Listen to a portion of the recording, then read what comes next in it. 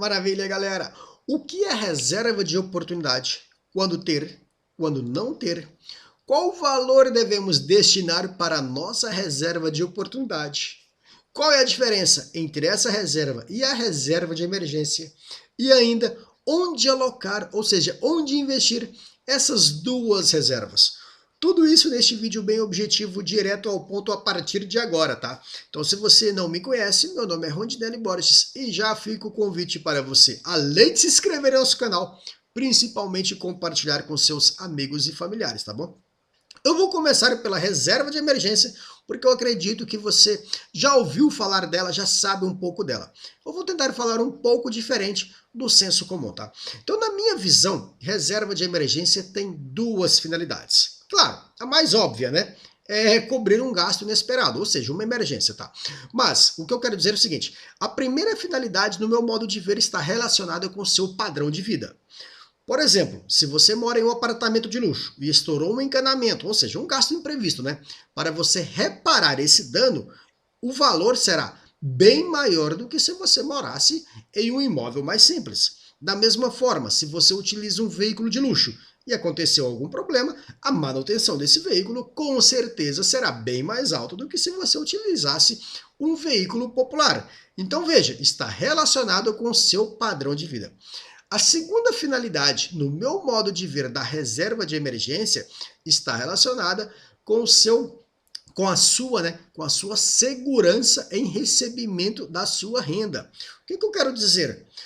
Qual é a probabilidade da sua renda ser reduzida ou você perder renda no curto e médio prazo? Então, quanto maior essa probabilidade, maior deve ser a sua reserva de emergência. Por quê? Porque nesse período que terá uma redução da sua renda ou você ficará a sua renda, os seus gastos, né, as nossas contas mensais não vão parar. Então a reserva de emergência tem que fazer essa vez para nós.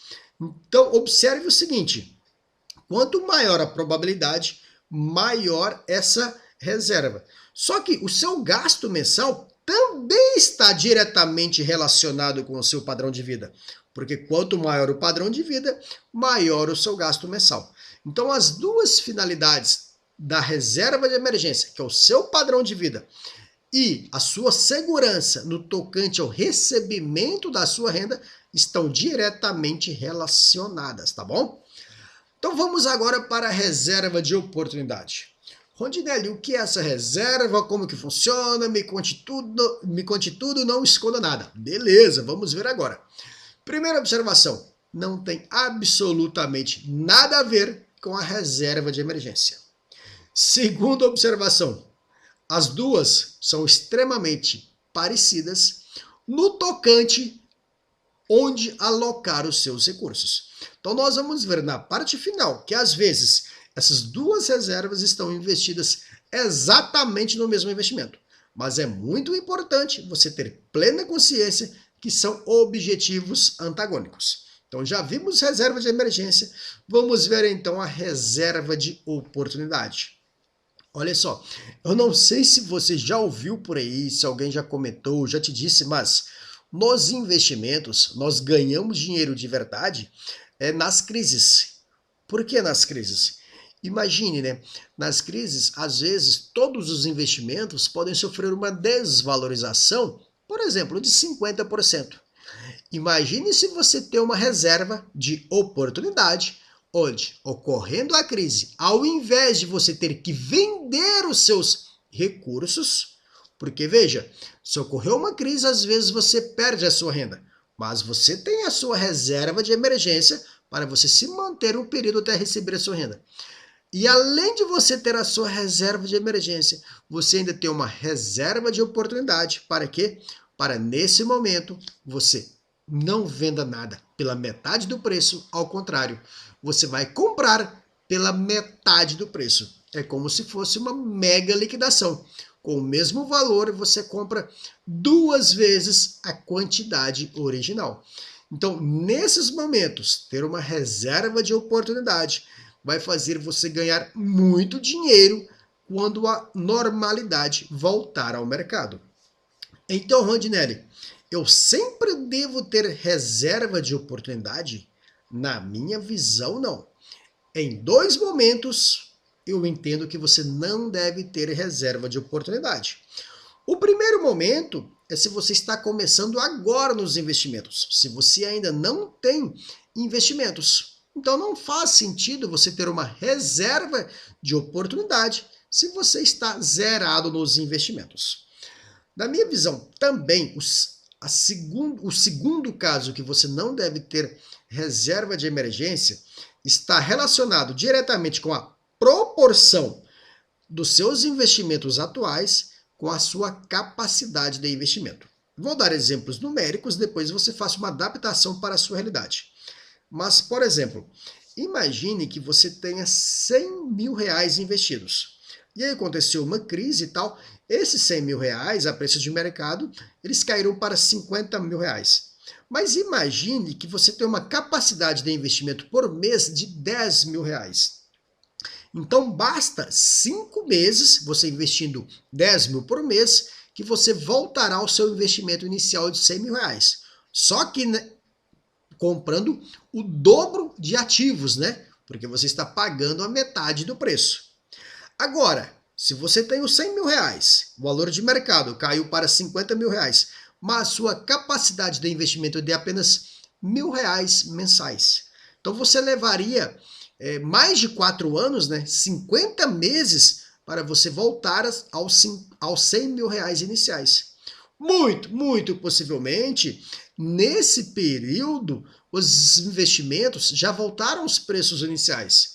E aí você não terá capacidade de investimento para você aproveitar, né, entre aspas, a mega liquidação, comprando tudo pela metade do preço. Ou às vezes você vai aproveitar 1 mês, 2 meses, 3 meses, vai depender do quanto tempo vai durar essa crise. Então, nesse sentido, né, você deve sim ter a sua reserva de oportunidade. Então veja, ela vai depender de quanto você já tem investido com a sua capacidade de investimento mensal, está bom? Mas Rondinelli, beleza? Eu já vi que eu devo ter, não devo ter, mas quanto eu devo destinar para a minha reserva de oportunidade? Essa é uma excelente pergunta. Porque veja, na reserva de oportunidade, já vou adiantando aqui, tá? Assim como na reserva de emergência, o que nós precisamos? Nós precisamos de liquidez, ou seja, aconteceu algum gasto inesperado, se for de emergência, ou aconteceu alguma mega liquidação, alguma crise que às vezes acontece um único dia, né?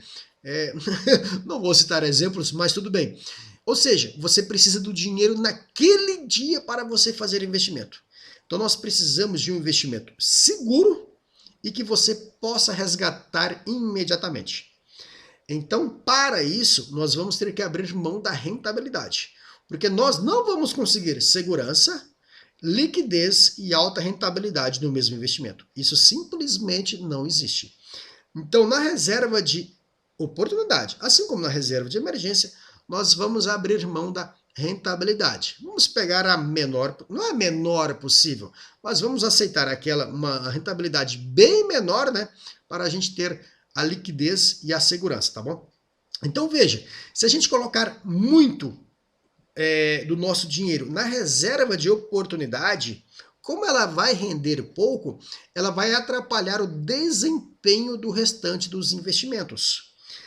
Desculpe, se a gente colocar muito, né, na reserva de oportunidade, ela vai atrapalhar o desempenho dos nossos investimentos. Porque possivelmente os outros investimentos vão ter uma rentabilidade bem superior, mas com um risco maior, né?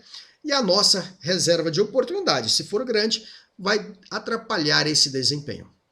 Por outro lado, se a gente colocar na reserva de oportunidade um valor bem pequenininho, e quando acontecer alguma crise, esse valor pequenininho, ele também não fará muita diferença, porque a gente vai comprar o dobro pela metade, né?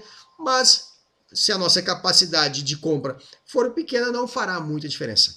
Então, na minha opinião, tá? Mas aqui é minha opinião. Eu gosto de deixar na reserva de oportunidade entre 10% e 20% do total dos meus investimentos. Então, por exemplo, se eu tenho 100 mil reais, eu gosto de estar alocado entre 80 e 90 mil reais nos investimentos e 10 mil reais, ou entre 10 mil reais e 20 mil reais na minha reserva de oportunidade. Atenção, da forma que eu trabalho, eu considero reserva de emergência uma caixinha separada. Então, desses 100 mil reais, minha reserva de emergência não está contabilizada nesses 100 mil reais, tá? Por quê? Porque eu acho que a reserva de emergência é uma situação tão específica que eu não gosto de misturar. Então, se acontecer alguma crise, eu posso utilizar a minha reserva de emergência como reserva de oportunidade? O que você quer que eu te responda? De forma teórica, não pode. Porque se você utilizou na reserva de oportunidade, vai que ter um gasto inesperado e aí você terá um problema, né? Mas teoria é uma coisa, prática é outra, tá? Eu vou confessar para você, não recomendo, mas eu vou confessar o que eu fiz no ano passado, no momento daquela crise, com aquele tanto circuit breaker, com aquela mega liquidação que teve. Eu confesso, tá? Eu utilizei toda a minha reserva de oportunidade para comprar mais barato. O mercado continuou caindo. Eu olhei para minha reserva de emergência e não resisti.